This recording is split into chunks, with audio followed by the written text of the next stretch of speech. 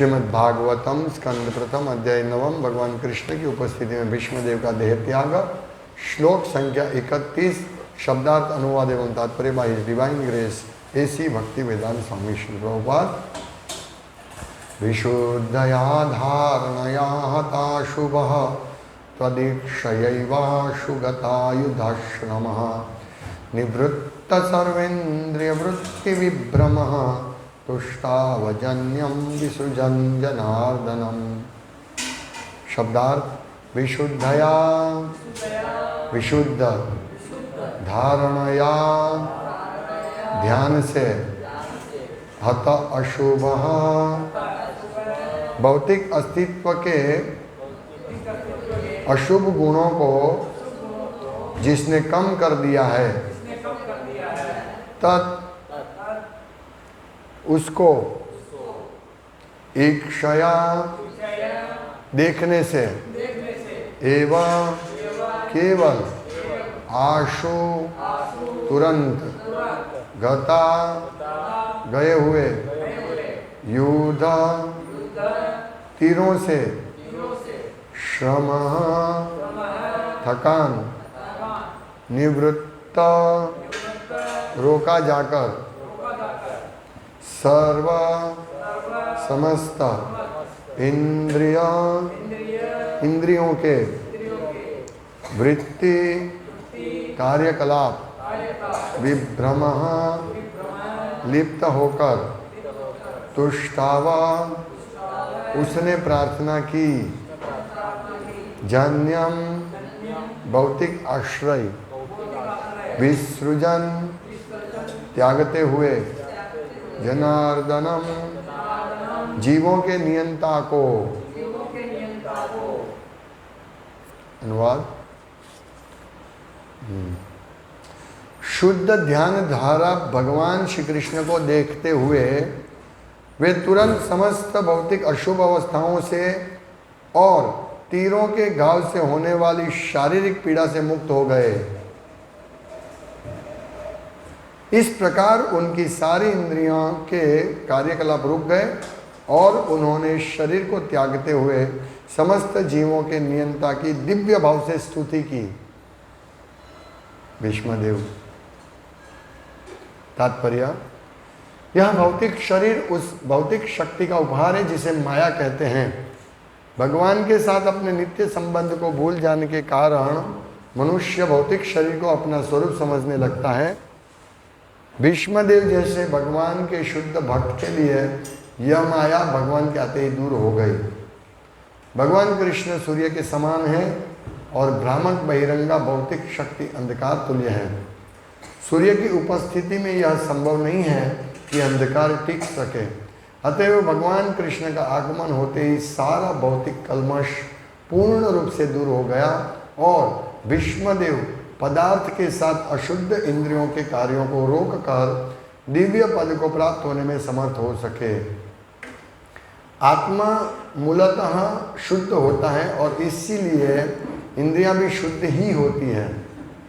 भौतिक कल्मश से ही इंद्रियां पूर्णता तथा अशुद्धता से काम करने लगती है, किंतु परम शुद्ध भगवान कृष्ण का संसर्ग प्राप्त होते ही इंद्रियां पुनः भौतिक कल्मश से मुक्त हो जाती है।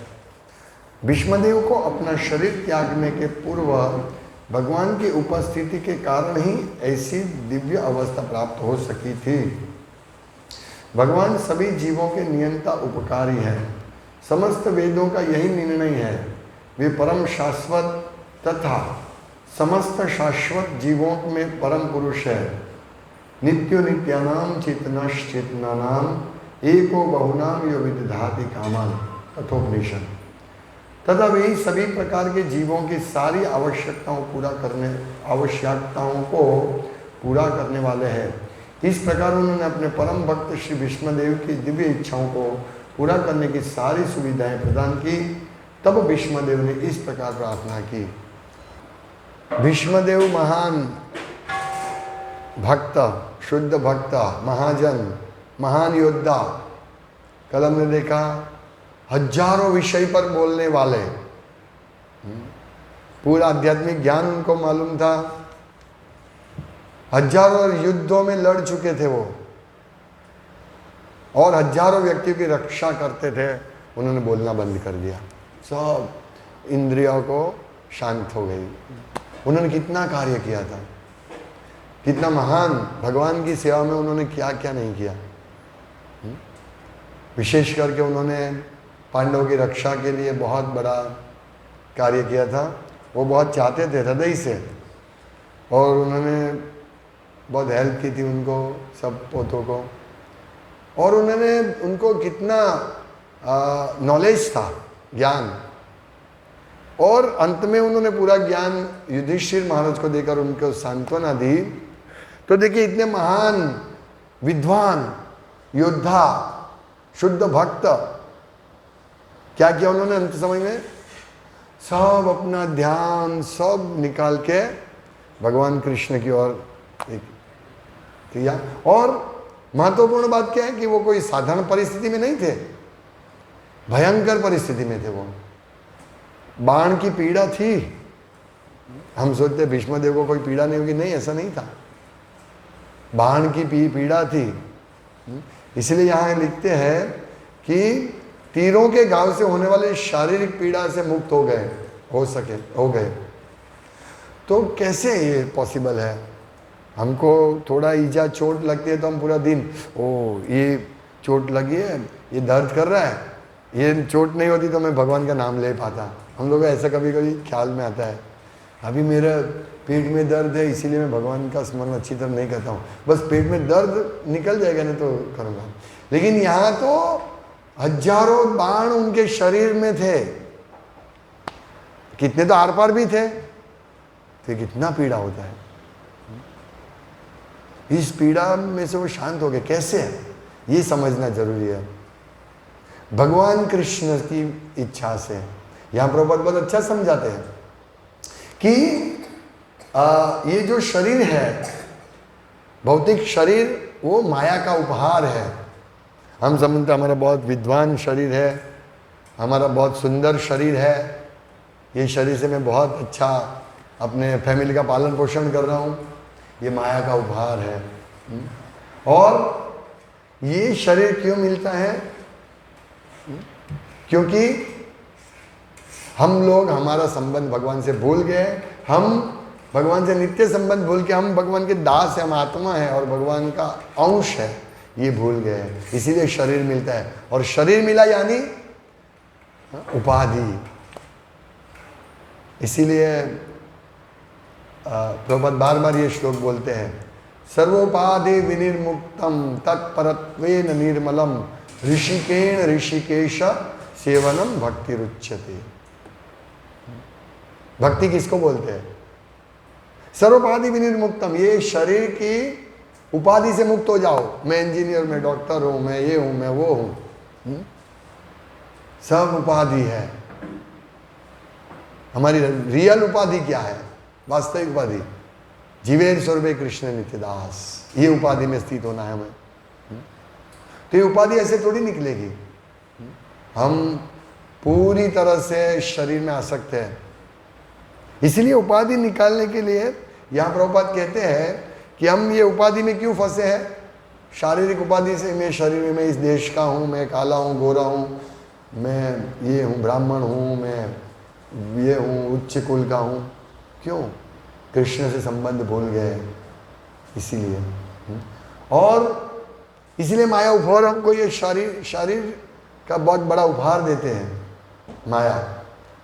और हम देखते हैं कि माया के उपहार ने सब लोगों को इतना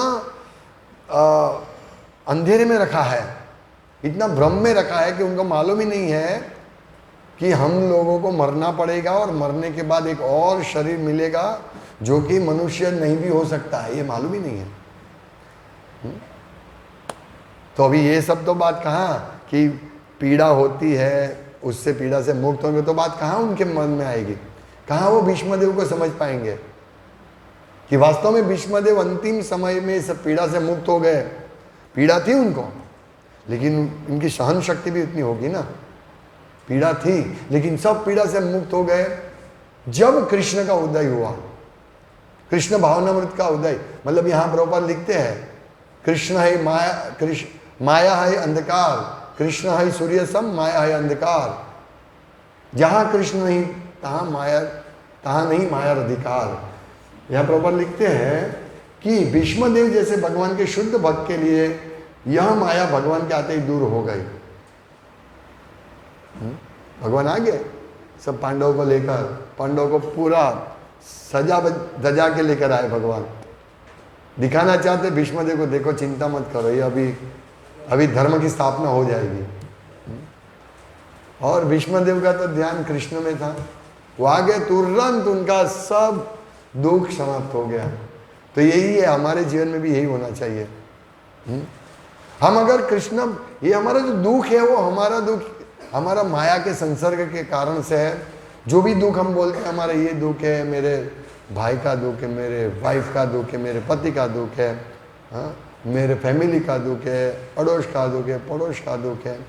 ये सब दुख जब तक हमारी कृष्ण चेतना कैसी है उसके ऊपर आश्रित है। जितनी हमारी कृष्ण चेतना ज़्यादा, उतना हमारा दुख, भौतिक दुख कम। ये हमें समझना है। ये भी एक हम बैरोमीटर है कि हम हमारे दुख को कितना, हम इसकी कितनी बातें करते हैं हमारे दुख का। जैसे ग्राम्य कथा, हमारे दुख की ग्राम्य कथा हम कितनी कहते हैं, अरे जाने दो ना, मेरा इतना दुख है, मेरा उतना दुख है। तो समझने हमारे कृष्ण कॉन्शियस दूर है। जैसे ही हम हमारे दुख की बात करना छोड़ देंगे और स्वीकार लेंगे ये तो सब भगवान की योजना है, भगवान की योजना है। कोई प्रश्न कर सके ये भगवान की मतलब ऐसी कैसी योजना कि भक्तों को दुखी करे, ऐसी कैसी योजना? कोई प्रश्न कर सकता है। हमारे भी मन में प्रश्न हो सकता है कि हम इतनी सेवा करते हैं, भगवान की दुख क्यों देते हैं? तो आचार्य बलदेव विद्याभूषण या विश्वनाथ चक्रवर्ती ठाकुर ने बहुत सुंदर एक तात्पर्य में कहा है कि ठंड में हमें गर्म पानी अच्छा लगता है, सुखद लगता है, गर्मी में ठंडा पानी सुखद लगता है। इसी प्रकार अगर हमें भगवान दुख देते हैं और हम समझ ले कि हम ये दुख भगवान द्वारा प्रेरित है, तो भगवान जब उनका दर्शन देते हैं तब हमें जो सुख मिलता है, इसके सामने दुख, तब हमें मालूम पड़ गया दुख कुछ नहीं है, ये तो हमें सुख देने के लिए दुख है। इस प्रकार से विश्वनाथ चक्रवर्ती ठाकुर कहते हैं। मतलब भक्त इस प्रकार से सोचता है कि अभी मेरे पर जो दुख है, जब ये दुख दूर हो जाएगा, जो भी टेम्पररी दुख है वो तो दूर होने ही वाला है। 1 दिन में, 2 दिन में, 10 दिन में, 1 साल में, 10 साल में दुख तो होने वाला है दूर, जो भी है। फिर दूसरा दुख आएगा। लेकिन जैसे गर्मी आती है और ठंडा पानी, शीतल पानी अच्छा लगता है, ठंडा पानी तो बहुत प्यास लगी है, शीतल लगता है, उसी प्रकार जब हमारे दुख जाएंगे तब हमारा भगवान के प्रति प्रेम, राग, आसक्ति और गाढ़ बनेगी। ओहो हो, भगवान ने मुझे इस मुश्किल से बचाया, ये हमें मालूम पड़ेगा। लेकिन भक्तों के पास कोई ऐसा उपाय नहीं है, कुछ नहीं है। ये सब आप सब लोग प्रचार करने जाते हैं, सब अलग अलग लोगों को मिलते हैं, तो अलग लोगों की अलग अलग कहानी, घर घर की कहानी होती है। कल मैं और भक्त विलास एक जगह गए, वो लोगों का स्कूल चलता था और उन्होंने अच्छा हमारा स्वागत करके बिठाया हमको। मैंने थोड़ा फिलोसॉफी का, तो वो जो माता जी डिप्रेशन में थी, उनकी स्कूल चले, देखो स्कूल के ट्रस्टी है, पैसे का कोई तकलीफ नहीं, डिप्रेशन फिर भी, तो वो फुल डिप्रेशन में थी। और मैंने देखा कि अभी इनको कैसे समझाया। मैंने बहुत फिलोसॉफी अच्छी तरह समझाया, उसको थोड़ा डांटा, कुछ नहीं हुआ। भगवत गीता लेने के लिए भी तैयार नहीं थे। अभी किस प्रकार से लोग डिप्रेशन से दूर होंगे, मैंने उनको पूरा समझाया। मैंने बोला आप थोड़ा डिप्रेशन में हैं, तो एकदम चिल्ला गए, मैं डिप्रेशन में नहीं हूँ। मैं समझ गया, डिप्रेशन वाले व्यक्ति को बोलना नहीं चाहिए कि तुम डिप्रेशन में। मैं बोला नहीं, देखो अभी जैसे मैं भी डिप्रेशन में हूँ, अभी 6 बज गया है, मुझे सूरत जाना है सब भक्तों को लेकर, तो मुझे भी डिप्रेशन है कि किस प्रकार अंधेरे में लेके जाएंगे गाड़ी में। फिर मैंने विषय बदली कर दिया। फिर मैं किसी भी उनको भगवत गीता लो, प्रभुपाद को देना है उनको, कुछ नहीं लेने के लिए तैयार था। मैंने फिर लास्ट में बोला डोनेशन दे दो चलो,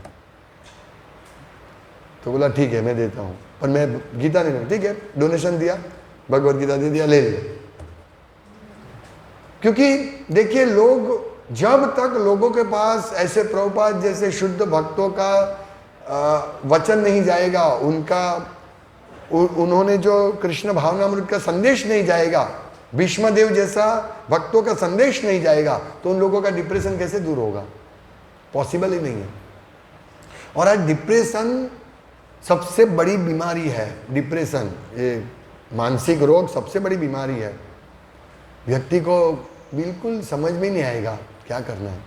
तो ये मैंने उनको बताया, उनको नहीं दूसरे को बताया कि देखिए हमारे भी कोई कोई भक्त डिप्रेशन में थे, लेकिन भगवत गीता भागवतम पढ़ने से, भक्ति करने से उनका डिप्रेशन वास्तव में गायब हो गया।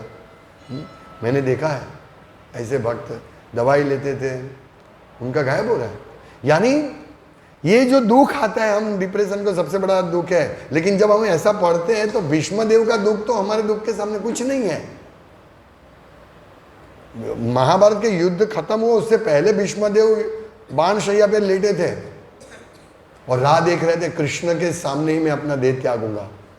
देखिए कितना दुख है, कितनी दुखद अवस्था है। तो इसीलिए हम लोगों को भी यही सीखना है कि अभी जो मेरे पर जितने भी दुख है वो सब दुख दूर होगा और नया दुख आएगा। लेकिन मेरा काम क्या है, यहाँ क्या लिखा है कि वो तीरों के घाव से होने वाली शारीरिक पीड़ा से मुक्त हो गए। तो हमें भी ये जो दुख आता है, तो हमें हमारे हृदय में दुख दूर करने का उपाय नहीं, कृष्ण भक्ति को बढ़ाने का उपाय करना है। कृष्ण भक्ति बढ़नी चाहिए हमारी। तो कृष्ण भक्ति, क्योंकि यहाँ प्रभुपाद लिखते हैं कि जैसे कृष्ण का उदय होता है, माया है अंधकार, जहां कृष्ण है तहार नहीं माया अधिकार। तो ये दुख माया की उपज है, क्योंकि दुख आता है शारीरिक दुख है, दुख शारीरिक दुख है। हमें कोई व्यक्ति नहीं देता है दुख, ना ही कोई परिस्थिति देता है दुख। दुख हम ये समझते कि मैं शरीर में, इसीलिए दुख आता है। कोई हमको बोल देता है अरे राधेश प्रभु ऐसे वैसे, हाँ ये मुझे बोले हैं। मैं अगर ये समझूंगा क्यों ऐसा बोला तुम्हारे दिमाग नहीं, मैं इतना बड़ा आदमी हूँ, मैं इतना बड़ा भक्त हूँ, हर रोज प्रवचन करता हूँ, दिमाग नहीं। ऐसे ये अज्ञान है, ये माया। जब तक मैं समझूंगा ये शरीर है, मुझे बोलेंगे मैंने ये किया, मैंने वो किया, जब तक हम तब तक बोलेंगे जब तक हम ये समझेंगे हम शरीर है। क्या हमारी सिद्धि है? पांडवों के सामने, कोई भी शुद्ध भक्तों के सामने, प्रभुपाद के सामने, हमारे गुरु के सामने, और बहुत सारे भक्त इतना प्रचार कर रहे हैं, इतना पुस्तक वितरण कर रहे हैं, क्या है हमारी सिद्धि? कुछ नहीं है। और हम गर्व ले रहे हैं हम बहुत बड़े भक्त हैं, नहीं। फिर भी अगर हम धीरे धीरे कृष्ण भावनामृत का कल्टीवेशन करेंगे जैसे जैसे, तो ये सब निकल जाएगा। और हम लोग जो भी हमारी शारीरिक पीड़ा है, हमारा जो भी शरीर से हमको मिलने वाला सुख दुख, हम उससे दूर हो जाएंगे। और एक और महत्वपूर्ण पॉइंट इसमें है कि परम शुद्ध भगवान कृष्ण का संसर्ग प्राप्त होते ही इंद्रियां पुनः भौतिक कलमश से मुक्त हो जाती है। इंद्रिया कब मुक्त होती है? कृष्ण का संसर्ग होने से। भीष्मदेव को अपना शरीर त्यागने के पूर्व भगवान की उपस्थिति के कारण ही ऐसी दिव्य अवस्था प्राप्त हो सकी थी। तो हम लोगों को भी मृत्यु से पहले ऐसी दिव्य अवस्था प्राप्त हो, ऐसा करना है। शुद्ध कृष्ण भक्ति का कल्टीवेशन। समस्त वेदों का यही निर्णय है। और एक ये जो पॉइंट ये है कि भीष्म पितामह ने अपने भगवान कृष्ण ने अपने परम भक्त श्री भीष्मदेव की दिव्य इच्छाओं को पूरा करने की सारी सुविधा प्रदान की। यानी भगवान हमको सुविधा देते हैं, इसमें कोई शक नहीं है। तो सोचिए, जो भक्त भगवान के लिए भगवत गीता का प्रचार करता है सिर्फ यही भावना से कि मैं भगवत गीता का प्रचार करूंगा तो लोगों तक का कल्याण होगा, और मुझे जो दिव्य ज्ञान मिला है, इस भौतिक जगत से बाहर निकलने का जो ज्ञान मिला है, वो मैं लोगों को दे रहा हूं ताकि वो भी भौतिक जगत से बाहर निकले। अगर हम ऐसी भावना से इस मैराथन में प्रचार करेंगे तो भगवान कृष्ण कभी हमको भूलेंगे नहीं, वो याद रखेंगे इस भक्त ने मेरा कार्य किया था, मेरे लिए मेरा वचन सुनकर उन्होंने मेरी जो प्रतिज्ञा थी कि जो व्यक्ति भगवत गीता का प्रचार करता है उससे प्रिय कोई नहीं है, वो प्रतिज्ञा मतलब वो मेरे वचन को पूर्ण करने के लिए ये सब भक्त प्रयास कर रहे हैं, भगवान ये देखेंगे। तो हमारा अंतिम समय आएगा तो भगवान ये याद रखेंगे, भगवान कोई भुलक्कड़ नहीं मेरे जैसे है, भूल जाते हैं थोड़े समय में, बिल्कुल कृतज्ञ है वो, पूरा जो छोटा सा कार्य भी किया भगवान याद रखते हैं और अंतिम समय में सब हमें वो देंगे। जैसे मृत्यु के समय में पिताजी सब खजाने की चाबी दे देते हैं बेटे को, इसी प्रकार मृत्यु के समय कृष्ण हमको खजाने की चाबी देंगे, भगवत धाम की चाबी देंगे, हमको ले जाएंगे, इसमें कोई शंका नहीं है। शर्त इतनी है कि हमें कृष्ण भावनामृत बनना है, और जो दुख है वो धीरे धीरे अपने आप, जितना हम ज्यादा कृष्ण भावनामृत बनेंगे ये बाण जैसा दुख भी, तीर जैसा दुख भी हमारा चला जाएगा। हरे कृष्ण। फिर अभी भीष्म देव की स्तुति चलेगी, क्या अद्भुत भगवान के भक्त हैं और अद्भुत भगवान हैं, तो हम सुनेंगे कल से। हरे कृष्णा। श्रीमद् भागवतम की जय, श्रील प्रभुपाद की जय।